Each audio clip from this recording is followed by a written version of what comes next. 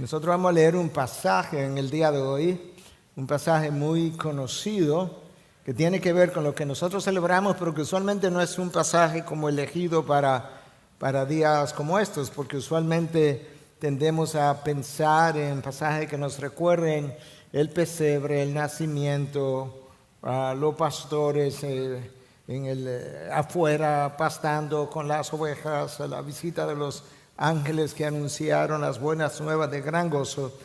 Y a pesar de que todo eso es bueno recordarlo y necesario, porque para eso se nos dejó registrado, la realidad es que no nos podemos quedar simplemente en celebrar la entrada, como dirían en inglés, del baby Jesus. Porque el baby Jesus no es un baby ya.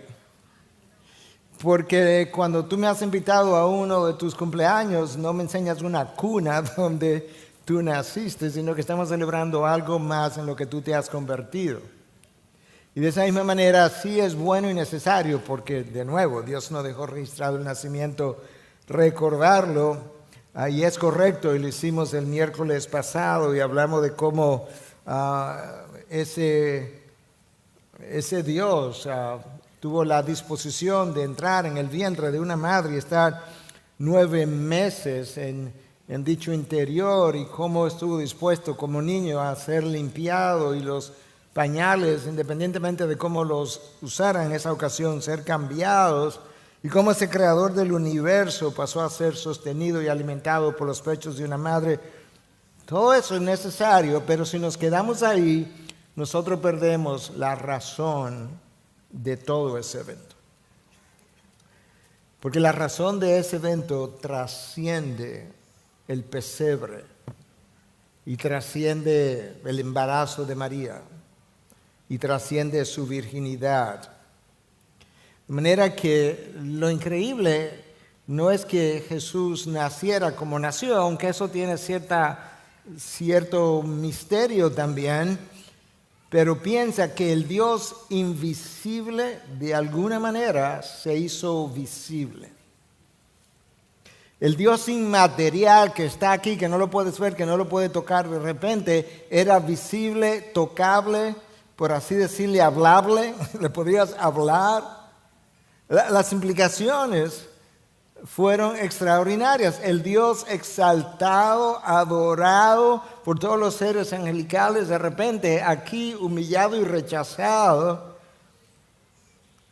El Dios que fue alejado por el pecado. Recuerda que la palabra de Dios nos recuerda que nuestros pecados han hecho distancia entre Él y nosotros. Así ocurrió con Adán y Eva. Ese Dios alejado de nosotros, luego, debido a su disposición interna, a su amor por el pecador, decidió acercarse, y acercarse tanto a los pecadores que en un momento dado, ya estando en la cruz, aquel que no conoció pecado fue hecho pecado por nosotros para que nosotros pudiéramos llegar a hacer justicia de Dios en Él. El Dios alejado se acercó a pecadores hasta el punto de que nuestro pecado, al llevarlo sobre Él en la cruz, dice la palabra que Él fue hecho pecado.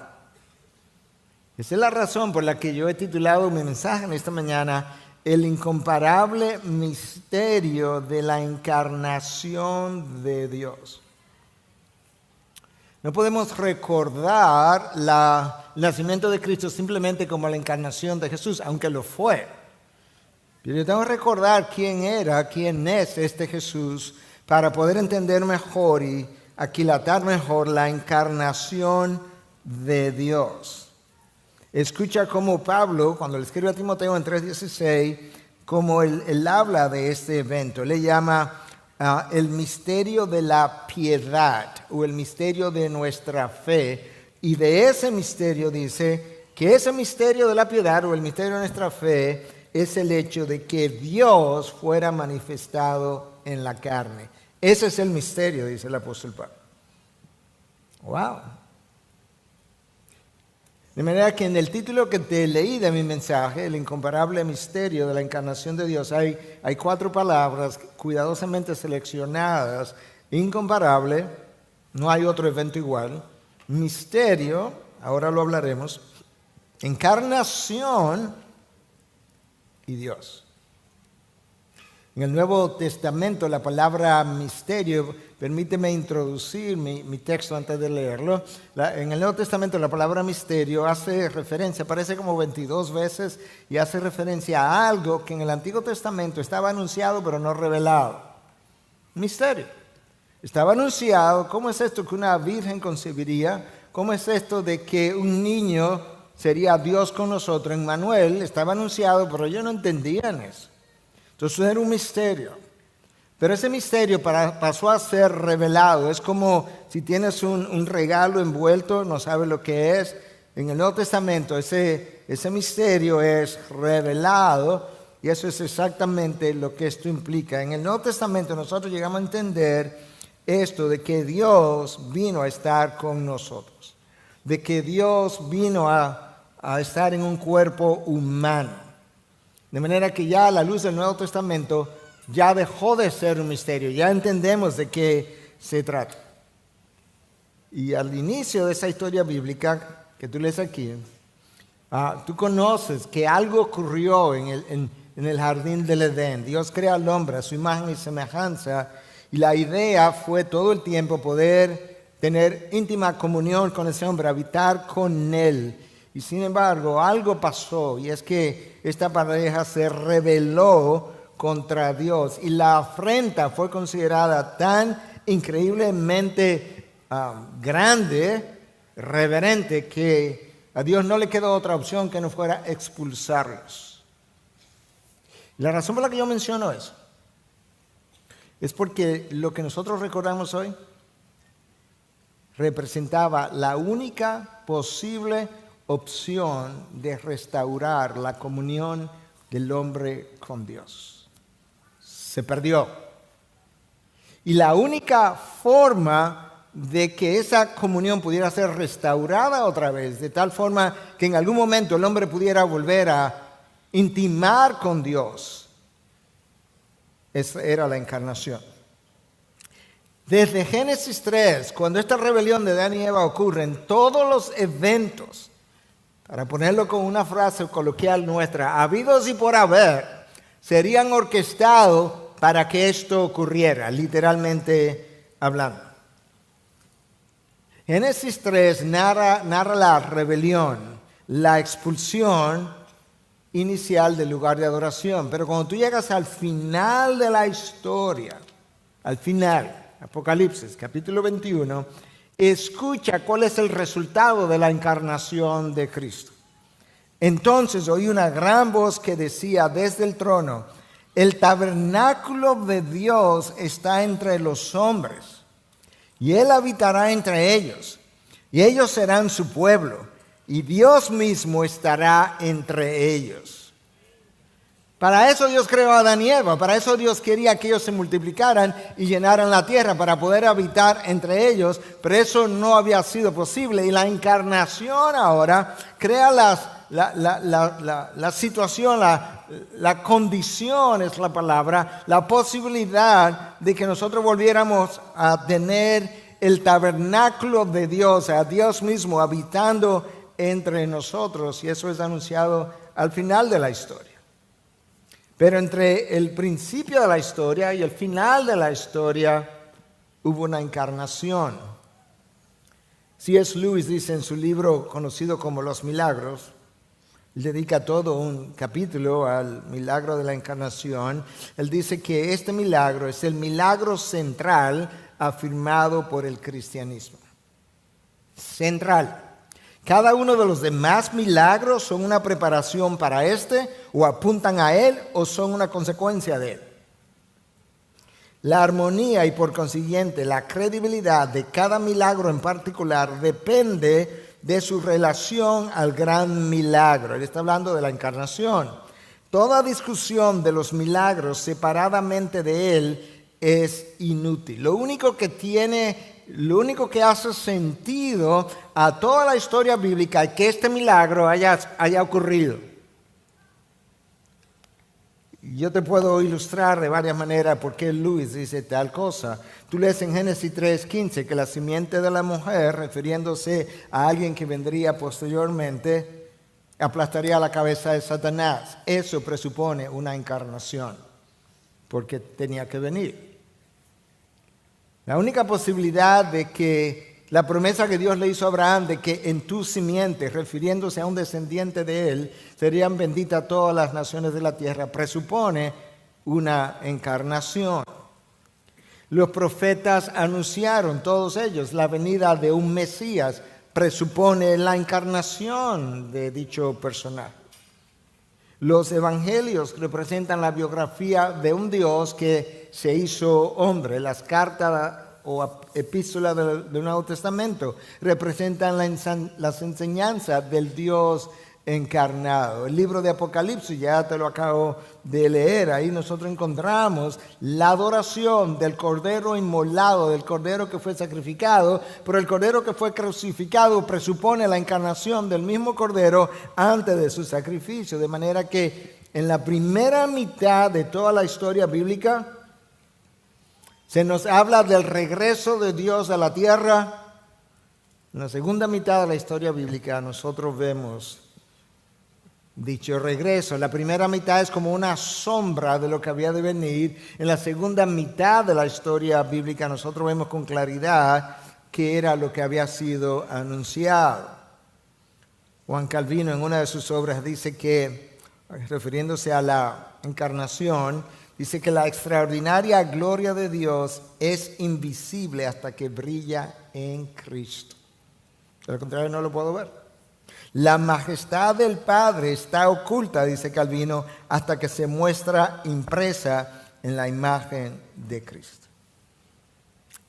Y es esto lo que es un misterio incomparable. ¿Cómo es que Dios se pudo haber hecho hombre? Y con eso yo quiero que leas conmigo el Evangelio de Juan, capítulo 1, del 1 al 18, aunque no voy a hacer una exposición de todo el texto.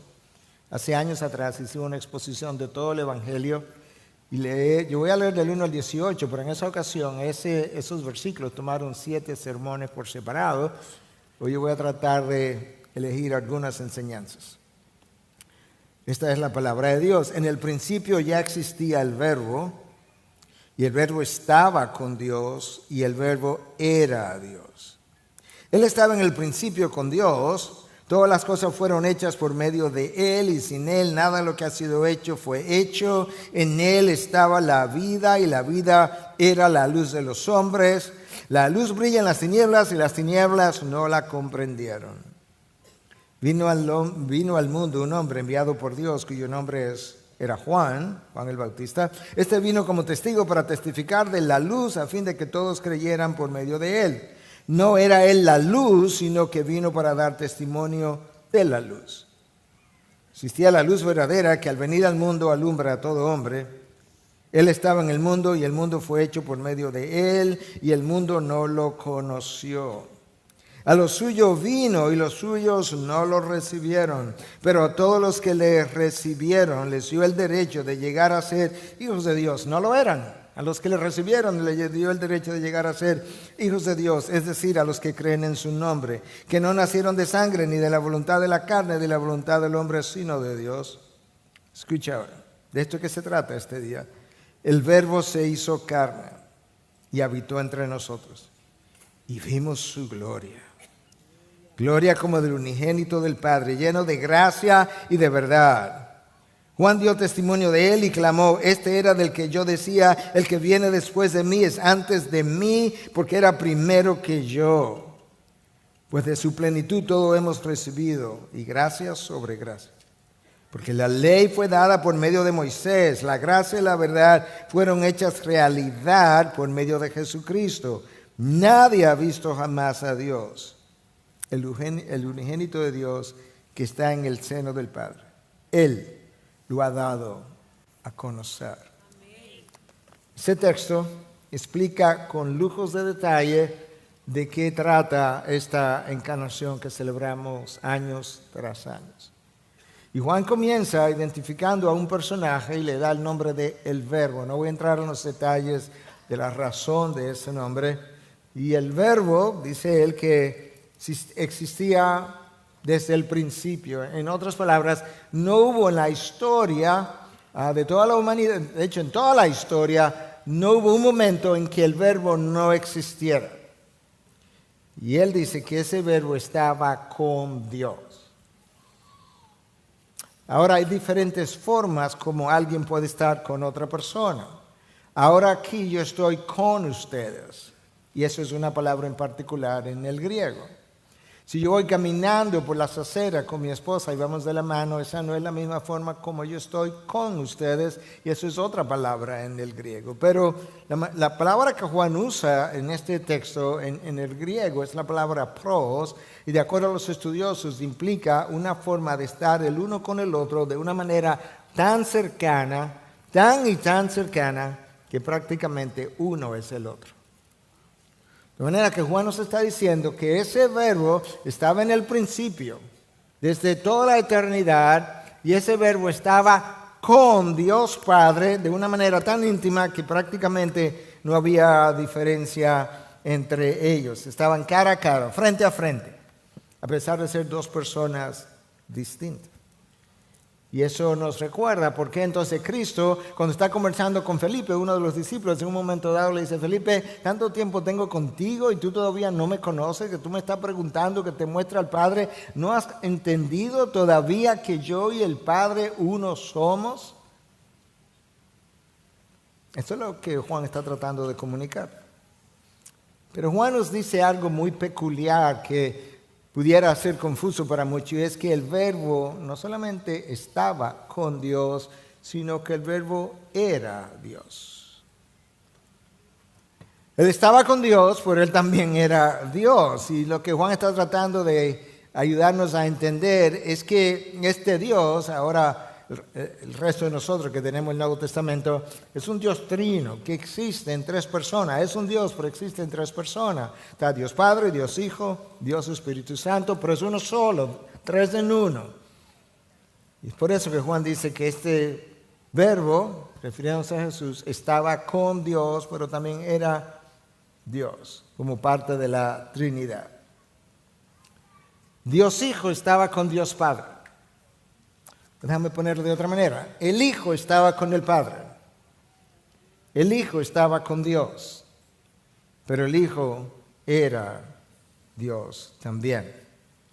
Y de ese verbo, Juan nos dice en el versículo 14 que Él se hizo carne y habitó entre nosotros. La palabra ahí traducida como se encarnó es una palabra muy parecida a la palabra tabernáculo. Los estudiosos entienden que perfectamente se pudo haber traducido diciendo que el verbo se hizo carne y tabernaculó entre nosotros. Porque el tabernáculo en el Antiguo Testamento era donde moraba la presencia de Dios simbólicamente. En el Nuevo Testamento, Cristo pasa a ser ese tabernáculo. Él hizo tabernáculo con nosotros. Ahora, si tú vas a adorar, no tienes que ir al templo de Jerusalén, tú vas a Cristo. Él es el templo. Él hizo tabernáculo con los hombres. En ninguna otra religión tú vas a encontrar algo similar. Tú no lees en el Corán que Dios se hizo hombre. Tú no lees en los Vedas del hinduismo que Brahma se hizo hombre.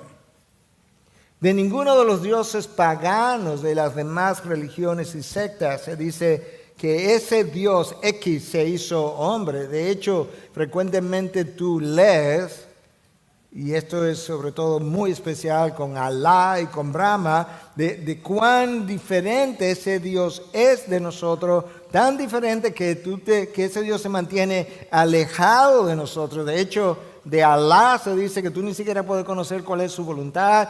De nuestro Dios se dice que Él ha revelado su voluntad.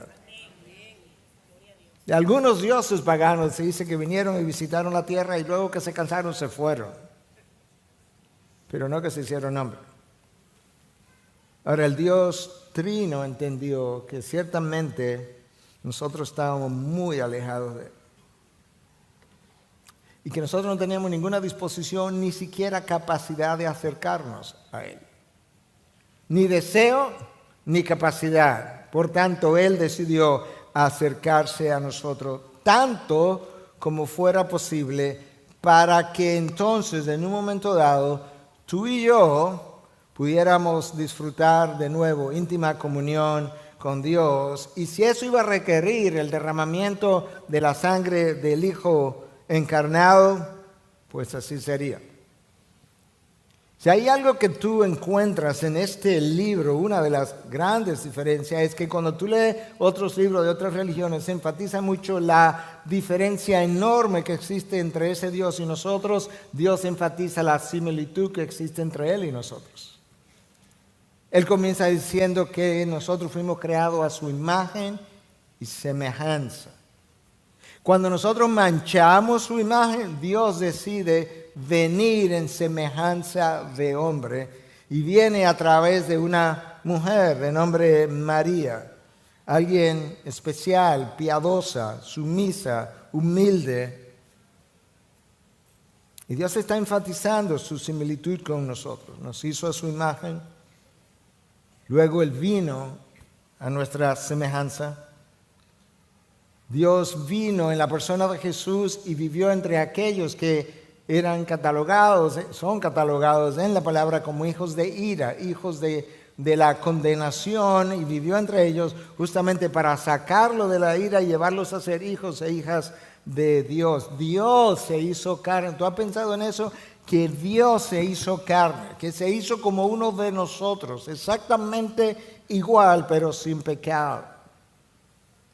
Que Dios adquirió una naturaleza humana, con la cual Dios Hijo permanece hasta el día de hoy en un cuerpo glorificado.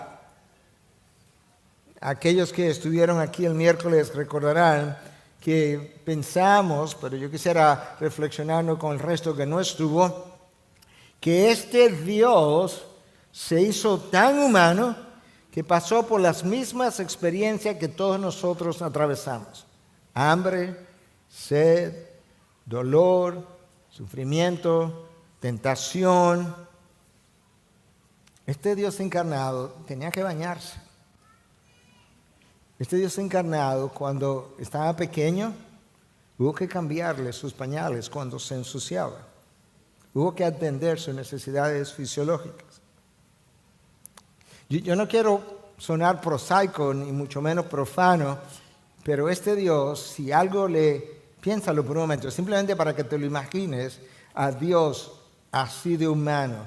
Si comió y algo le cayó mal y iba a tener que frecuentar el excusado múltiples veces al día, ese Dios encarnado. Él no tuvo exento de nada de lo que tú y yo atravesamos y pasamos, excepto que no pecó. El Dios infinito vino a vivir en el tiempo y en el espacio.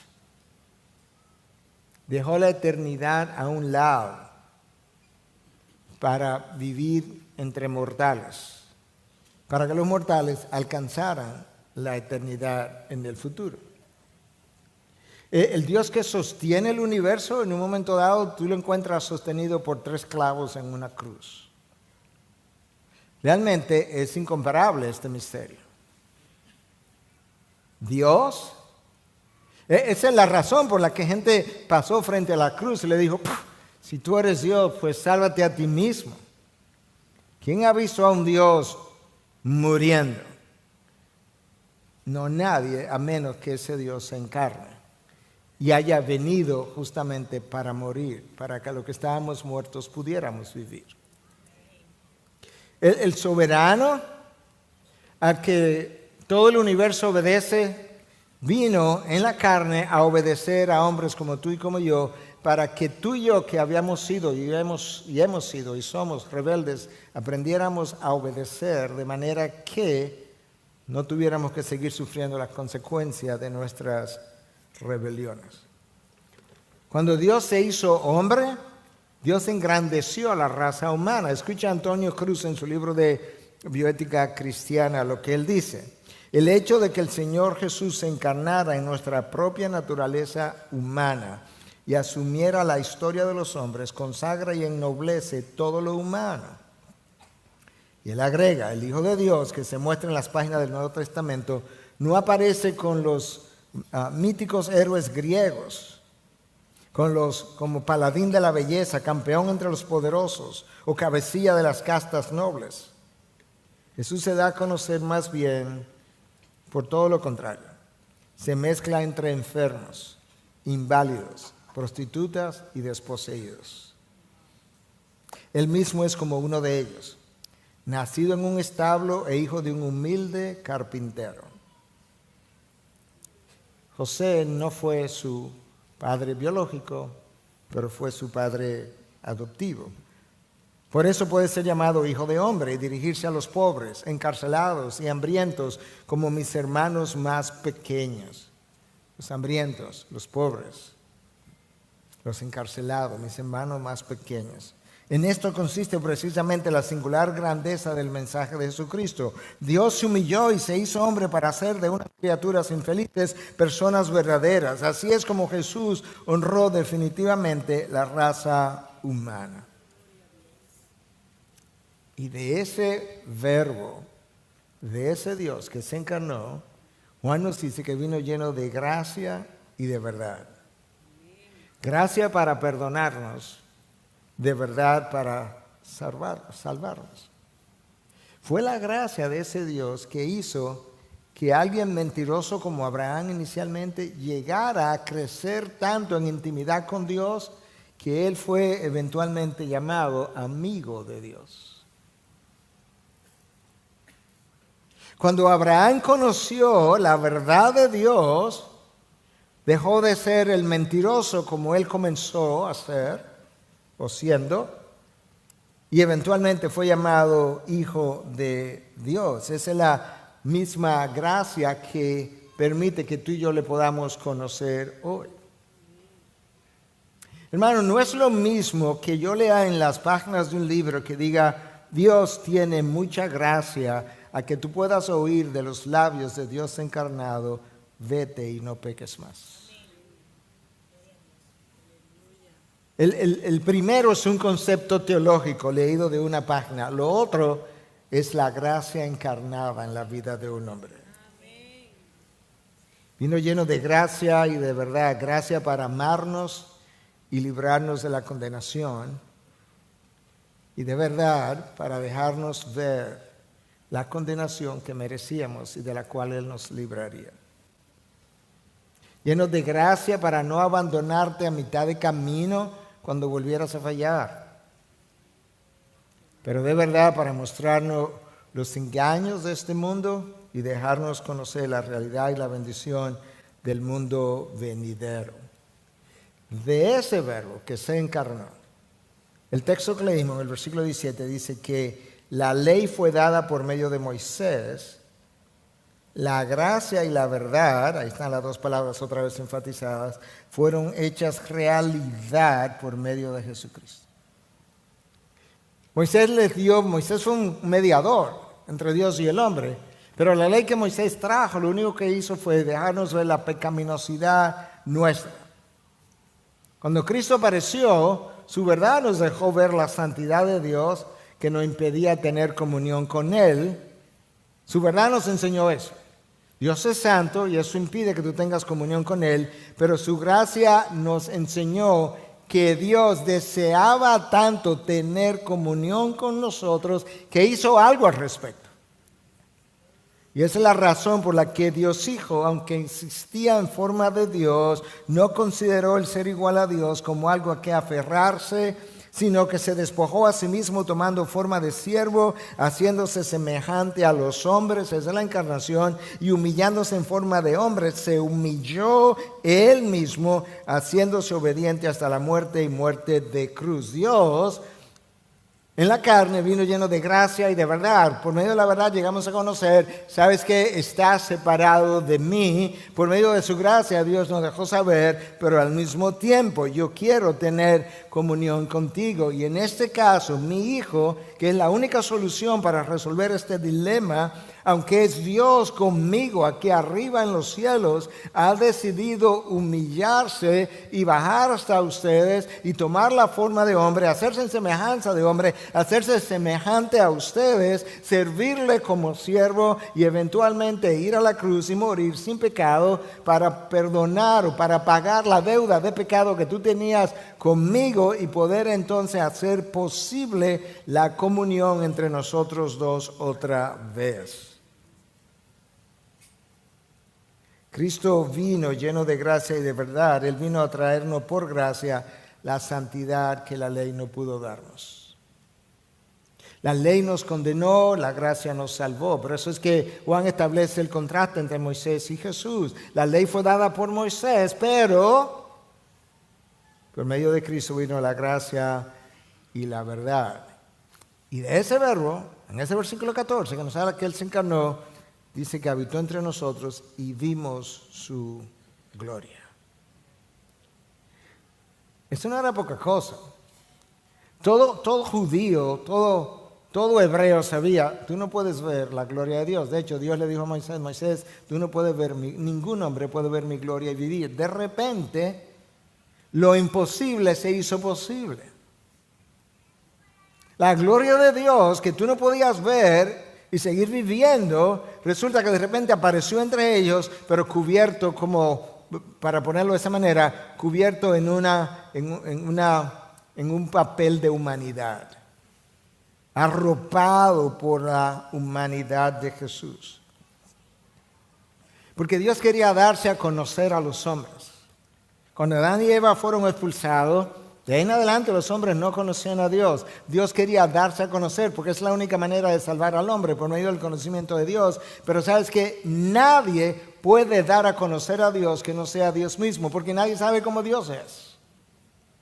Los profetas podían hablar de Él en términos periféricos, si tú quieres, por así decirlo, pero los profetas no eran Dios para dar a conocer a Dios porque no saben cómo Él es. El Hijo que estaba con el Padre, el Hijo que era Dios, sí podía darlo a conocer. Porque Él era Dios. Escucha cómo el mismo Cristo lo enseñó, Mateo 11:27. Nadie conoce al Hijo sino el Padre, ni nadie conoce al Padre sino el Hijo.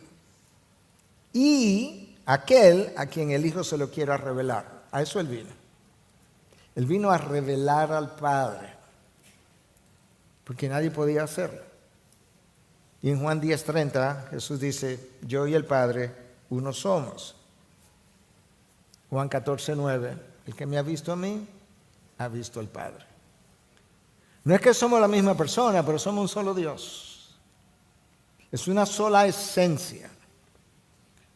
Y no hay diferencia, lo que el Padre tiene, yo tengo. El poder que Él tiene es mío. La santidad que Él tiene, mía es también.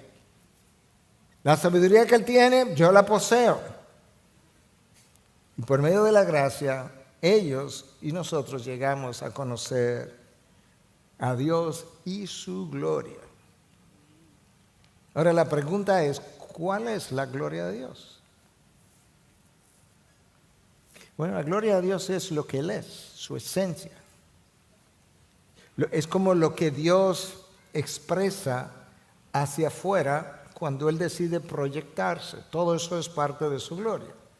El universo revela la gloria de Dios porque en el universo Dios proyectó su poder y su sabiduría. Cuando Cristo se apareció, Cristo ahora hace posible que ellos llegaran, y ahora nosotros, a conocer la gloria de Dios. Cada vez que Cristo puso en despliegue uno de los atributos de Dios, estaban viendo una parte de la gloria de ese Dios. Déjame darte un par de ilustraciones. La Biblia enseña desde el principio que Dios es amor. Y eso es verdad. Pero ¿qué es eso si yo solamente lo puedo leer? Una idea, un concepto teológico. Pero todavía tú no sabes cómo luce el amor. Tú no tienes la menor idea de qué es realmente el amor de Dios. Pero si ese amor se encarna y viene y sirve a hombres pecaminosos, que lo rechazan, lo insultan y lo maldicen. Ahora yo comienzo a conocer la gloria del amor incondicional de ese Dios. Ellos vieron su gloria. Anterior era una idea, pero ahora llegó a ser una realidad visible, palpable. Cuando ellos vieron a Cristo clavado en un madero con sus enemigos a sus pies y diciendo, Padre, perdónalos porque no saben lo que hacen, ellos siguieron entendiendo la gloria del amor incondicional de Dios, que ningún ser humano es capaz de experimentar a la manera de Dios.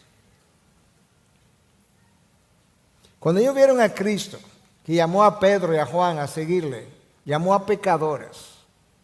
Cuando ellos vieron a Cristo perdonar pecadores, cuando vieron a Cristo llorar por pecadores, ellos comenzaron a entender, oh, wow.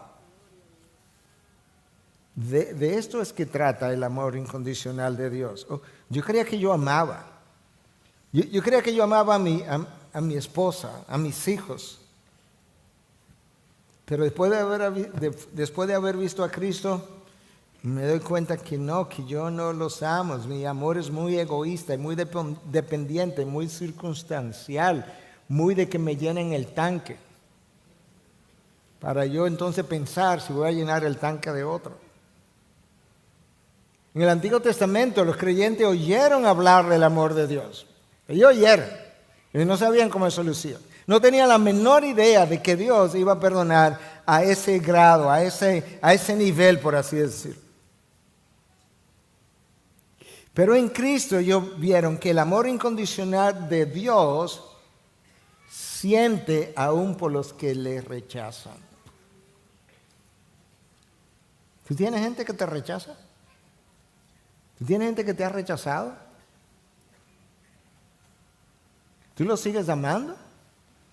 ¿O hay algo en ti y en mí que los repele, que prefieren no estar en su presencia? Cristo vino a dejarnos ver que de nada vale hablar del amor incondicional que nosotros debiéramos tener por el pecador si yo no lo vivo. Pero Él quería dejarme ver cómo es que eso se vive. Y cuando Él vino y lloró por lo que le hicieron a Él llorar, oh wow, eso es otra cosa. Cuando Él vino y perdonó y sanó las heridas de sus ofensores, sanó la oreja de aquel que venía a llevárselo preso, cuando Él les esperó con paciencia por el cambio de un Pedro que lo negó, cuando Él sirvió y lavó los pies sin esperar nada a cambio, Él dijo, oh wow, pero ese es el amor del que se hablaba antes en la antigua revelación. Cuando Él vio a Cristo dar sin querer nada del otro en retorno, ellos comenzaron a entender de qué se trataba esto, de que nosotros hemos recibido de Él gracia sobre gracia. Eso está en el texto de hoy, versículo 16. Que de Él todo hemos recibido y hemos recibido gracia sobre gracia. El amor de Dios, el amor de Cristo, debemos seguir pensando en Dios encarnado, porque de eso es que se trata. Estamos hablando de el incomparable misterio de la encarnación de Dios. Cuando los hombres vieron la manera como Cristo amó, los hombres probablemente lo tomaron por tonto. ¡Qué tonto esto! Judas lo tomó por tonto hasta el punto que siendo ladrón, dice el texto, se robaba de las ofrendas. Y pensó, qué tonto que no sabe quién yo soy. Para descubrir al final que el tonto era Judas. Y que este era un hombre con él, del cual él no tenía la más mínima concepción de que pudiera haber un ser similar. Es como que Al final Judas pudo haber dicho, ojalá yo hubiese sido el tonto y tú el ladrón. Los discípulos de Jesús vieron su gloria y vieron la gloria del amor cuando Dios se encarnó. Cuando Él vino, Él hizo un despliegue, Cristo hizo un despliegue de la santidad de Dios. Pero sabes que la santidad de Dios es solo, si yo no la veo en carne y hueso, es otro concepto teológico que yo no sé ni cómo luce, ni lo extraño que es al pecado, lo distinto que es el pecado del hombre, y tampoco podría ni siquiera concebir cómo es que eso se puede relacionar a mi pecado. Pero en Cristo nosotros vemos cómo es que luce la santidad de Dios. Mira cómo luce la santidad de Dios. Por un lado, la santidad de Dios odia el pecado. De hecho, la santidad de Dios odia tanto el pecado que el Padre tuvo que sacrificar a su Hijo para reivindicar su santidad y su justicia. Esto no se trata simplemente de que como yo soy Dios y soy soberano, yo simplemente diga, perdonado todo el mundo y para el cielo todo el mundo. No. Aquí hay cuentas que arreglar. Pero la deuda moral del hombre conmigo es tan grave, de hecho es infinita, porque cuando tú pecas contra la santidad infinita de Dios, tu pecado es infinito y lo único que podía pagar por una deuda infinita es un pago infinito, y eso solamente lo podía hacer el infinito Dios encarnado en la persona de Cristo. Y en su santidad Dios Padre sacrificó a su Hijo para llenar las demandas de la ley. Pero en su amor sacrificó a su Hijo para salvar a los violadores de la ley. ¿Tú estás entendiendo? La santidad de Dios demanda la reivindicación de su ley, y Dios en su santidad sacrificó a su Hijo, y en su amor lo dio precisamente, como lo dio precisamente para que los que habían violado su ley pudieran ser perdonados y encontrarse con Él. La misma sangre que pagó la deuda es la misma sangre que te limpia del pecado que causó la deuda. La sangre que pagó la deuda es la sangre que te limpia del pecado que creó la deuda. De manera que en la encarnación Cristo no solamente desplegó la gloria del amor de Dios, desplegó la gloria de la santidad de Dios, cuando sanó milagrosamente desplegó la gloria del poder de Dios. Cuando habló con sabiduría como ningún otro desplegó la gloria de la sabiduría de Dios. Por eso es que Juan puede decir, nosotros vimos su gloria. De hecho, cuando Juan escribió su primera carta años después, en los primeros 4 versículos del capítulo 1 de su primera carta, Juan menciona 6 veces, vimos, conocimos, contemplamos. En otras palabras, lo que yo te estoy contando no es algo que alguien me dijo, me contó, o algo que yo leí en los rollos del Antiguo Testamento. Esto fue algo que yo vi, que yo contemplé, que yo rumié, que yo escuché, que yo toqué, que yo puse a prueba, por así decirlo. Cuando ellos leyeron de Isaías 6:6 que Dios es santo, santo, santo, ellos no tenían idea de lo que eso era. Hasta que vieron a un Cristo crucificado por el Padre, precisamente porque ellos habían violado la santidad de Dios. Y luego cuando Él vino lleno de gracia y de verdad y encarnado comenzó a vivir su vida, al final de su vida, ellos entendieron cómo luce la santidad de una vida. Pues ¿sabes por qué? Porque de repente al final, después de 3 juicios por los romanos y 3 juicios por los judíos, Pilato no halló falta en Él. Para encontrar una falta hubo que buscar falsos testigos de parte de los judíos. La esposa de Pilato le dijo, no, puesto en lenguaje coloquial, no te metas con ese hombre, que sos un hombre justo. Herodes lo encontró inocente. Uno de los dos ladrones en la cruz de repente se percató y dijo, pero es que este hombre no ha hecho nada malo. Aquí los condenados somos tú y yo, hablando él al otro ladrón, pero este hombre no ha hecho nada malo. Y el centurión al pie de la cruz, cuando lo vio sufrir como sufrió y perdonar como perdonó, dijo, ciertamente este fue un hombre inocente. Así luce la santidad. No hay por dónde acusarle. No hay falta. Ni tus enemigos encuentran cómo acusarte. De hecho, los fariseos enviaron a algunos de sus discípulos a él, y esto fue lo que le dijeron: maestro, sabemos que tú eres un hombre veraz, que habla la verdad de Dios habla la verdad de Dios con pasión, con verdad, que tú no buscas el congraciarte con los hombres, tú no buscas la aprobación de los hombres. Así luce la santidad de Dios. Así Cristo quiere hacernos a ti y a mí. Que nosotros podamos vivir cada vez más pudiendo decir, no tengo nada que ocultar, nada que defender, nada que probar. Jesús nació sin pecado, vivió sin pecado, murió sin pecado, fue tentado en todo, pero sin pecado. La santidad de Dios había sido enseñada, pero era una doctrina teológica, real, verdadera, necesaria ser creída, pero no tenían idea de cómo lucía.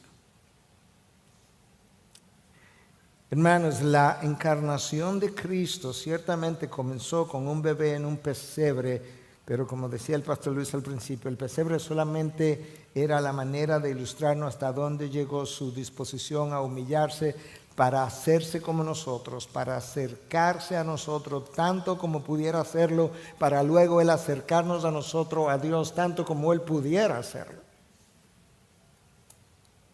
Él es el puente construido para volver a juntar al hombre con Dios que estaban separados por miles de años. Hermanos, si no entendemos, amigos, si no entiende la necesidad de la encarnación para la posible comunión tuya con Dios y salvación tuya y mía, entonces permanecemos en condenación. Mi pecado era grave, es grave. Es una afrenta contra Dios, tan grave que nos separó por siempre de ese Dios. Tan grave que solamente Dios podía pagar lo que había pendiente en deuda. Tan grave que Dios prefirió sacrificar a su propio Hijo antes que pasar por alto los pecados de los hombres. Tan grave, el Hijo la entendió tan grave que estuvo dispuesto a Él mismo sacrificarse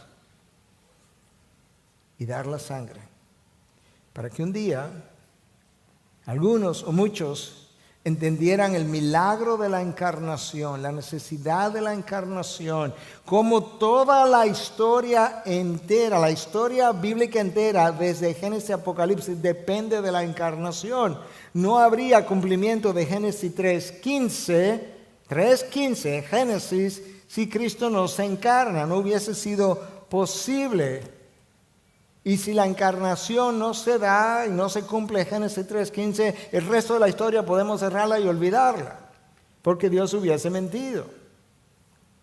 Y cuando leemos al final de la Nueva Jerusalén y el encuentro final y el final de los tiempos y cómo las cosas terminarán, la única manera como eso era posible era si venía alguien, Dios encarnado, y luego terminaba en una cruz, muriendo como un cordero, hasta el punto que ese cordero inmolado eventualmente estaría con nosotros de nuevo, siendo Él el tabernáculo y nosotros sus seguidores y adoradores.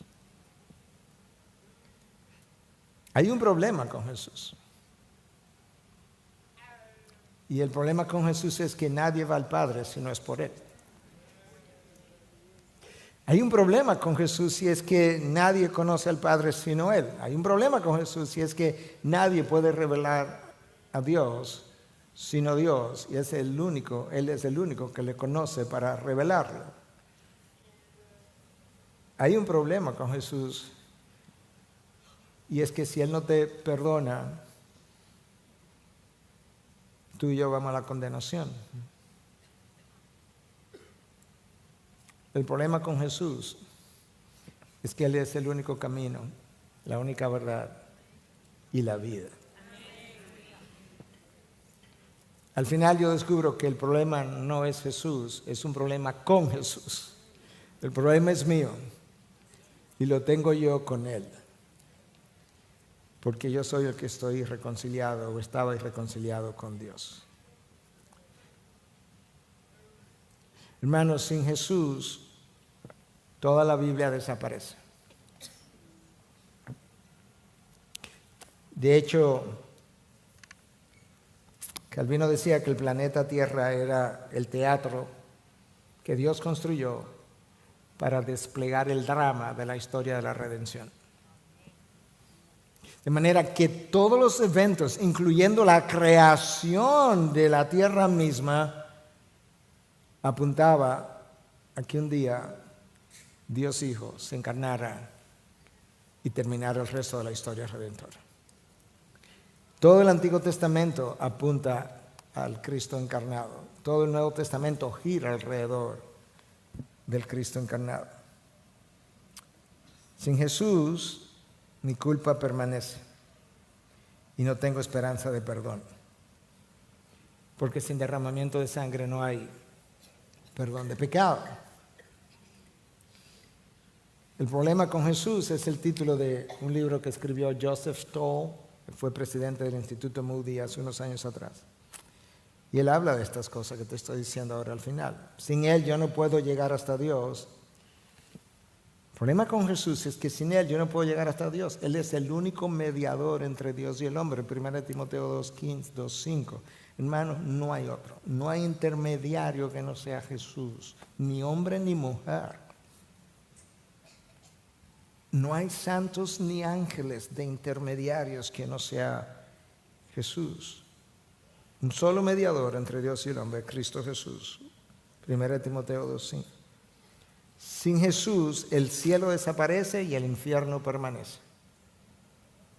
Donde yo iría a pagar mi justa recompensa por una sola razón, es que no hay ningún otro nombre debajo del cielo por medio del cual yo pueda ser salvo. No hay ningún otro nombre, solo Él. Sin Jesús yo no tengo oración. ¿Sabes eso? Sin Jesús mi oración es inútil. Todas mis oraciones son inútiles. Porque Él dijo, todo lo que pidáis, pedidlo en mi nombre. El Padre está dispuesto a oír tu oración si entiendes que la única razón para concederte algo de tu oración son los méritos que yo alcancé cuando vine, me encarné, nací en un pesebre, crecí, sufrí, viví, prediqué, me sacrifiqué, morí y resucité. Sin Él no hay gozo. Jesús dijo, Padre, yo ahora voy a ti para que tú hagas mi gozo completo en ellos. ¿Te has percatado de que un día estás contento y en la tarde estás molesto? ¿Te has percatado que sales de vacaciones, quizás disfruta mucho las vacaciones, regresa y el mismo día ya está airado por todo lo que encontraste al regresar de vacaciones? Porque el único que le da sentido, propósito a tu vida, a tu trabajo y a tus vacaciones es Cristo. Sin Él no tengo vida eterna porque Él es el dador de la vida, de la verdadera vida. No es claro que el nacimiento de Jesús es digno de celebrar. Claro que es digno de recordarlo todos los años. Claro que es bueno pensar de cómo Él vino, se humilló y nació en un pesebre en condiciones extremadamente humildes y la pequeña Belén, cómo le sirvió, ¿verdad?, de ciudad que le dio la bienvenida. Pero tengo que ir más allá, se trata de la encarnación de Dios, el misterio de la encarnación de Dios, del cual Pablo habla en 1 Timoteo 3:16. Déjame decirte, y con eso me propongo ya cerrar, déjame decirte qué más Pablo nos dice acerca de este Cristo que vino, se encarnó. 3:16, escucha. Es Pablo hablando. E indiscutiblemente, grande es el misterio de la piedad. ¿Cuál es el misterio? Él fue manifestado en la carne, vindicado en el Espíritu, contemplado por ángeles, proclamado entre las naciones, creído en el mundo, recibido arriba en gloria. Ese es el misterio. Que el Dios que se encarnó y que murió ensangrentado fue recibido en gloria. Padre, devuélveme la gloria que yo compartía contigo desde el principio. Regreso al amor que tú tenías por mí antes de que los tiempos comenzaran. Y Él que fue humillado a sí mismo, terminada la misión, fue exaltado hasta lo sumo para que al nombre de Jesús se doble toda rodilla y toda lengua confiese que Jesús es Señor en el cielo, en la tierra y debajo de la tierra. Ese es el Cristo crucificado, el Cristo exaltado, el Cristo encarnado, el Cristo glorioso, el Cristo que se humilló hasta lo sumo para llevarnos a nosotros de nuestra vergüenza hasta su gloria. ¿Te imaginas? De tu vergüenza a la gloria, para estar con el Padre por los siglos de los siglos. Amén, amén, amén, Señor Jesús. Ven pronto, oh mi Dios. Tuyo es el poder y la gloria por los siglos de los siglos. Padre, gracias por la encarnación de tu Hijo. Gracias por ayudarnos a revivir otra vez. Gracias por ayudarnos a entender mejor no solamente lo que a Él le costó, pero lo que a mí me bendijo. Gracias por el misterio de la encarnación. Gracias por el Cristo que fue proclamado entre los hombres, conocido por los suyos, exaltado en gloria. Ayúdanos a celebrar a ese Cristo ahora en canción mientras continuamos adorándole. Y que esta Navidad realmente en nuestros corazones, en nuestras mentes, en nuestros hogares, en nuestras familias, podamos recordarla como la Navidad en que continuamente recordamos la razón de la ocasión. Cristo Jesús, Él es. En su nombre oramos. Amén, amén.